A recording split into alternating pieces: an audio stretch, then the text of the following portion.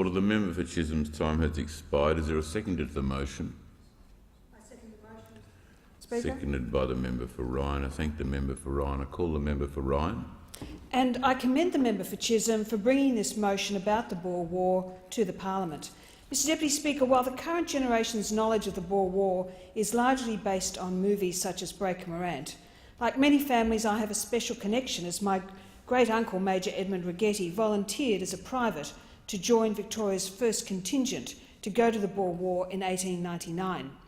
He was severely wounded, invalided home, and after convalescence returned to South Africa and rose through the ranks to captain.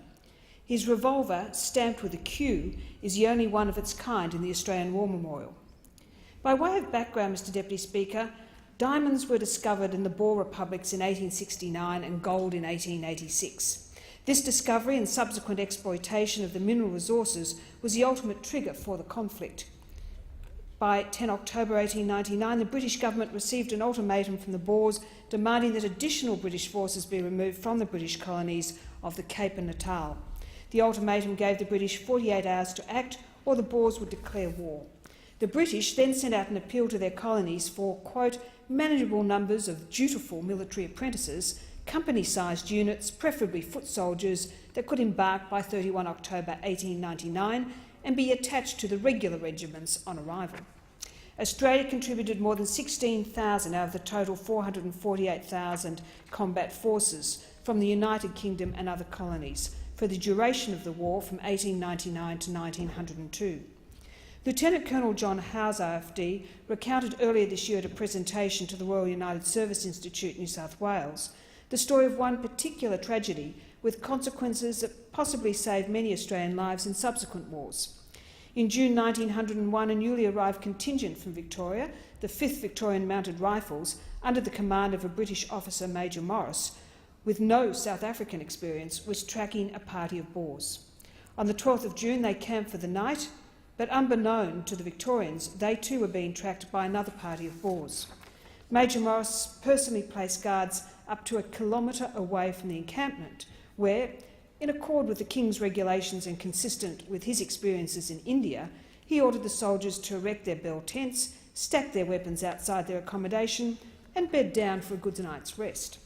In the dimming light of sunset, the tracking Boers, dressed in salvaged British khaki, easily passed the sparsely placed guard parties, crawling to within 30 metres of the main camp. The result was a massacre. Quote, they ran along the line of saddles and shot men in their beds. 18 were killed and 42 were wounded, the largest casualty list of an Australian contingent in that war. The action ended when an order given by a well-spoken Boer to the detachment's bugler resulted in ceasefire being sounded. This saved lives, but resulted in unfounded accusations of cowardice being levelled at the Victorians.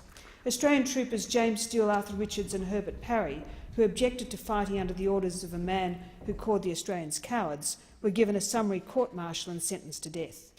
Lord Kitchener intervened, commuting the sentences to 10 years' jail before a speech in federal parliament pronounced that this was a disgraceful way to treat men who had volunteered to go to war.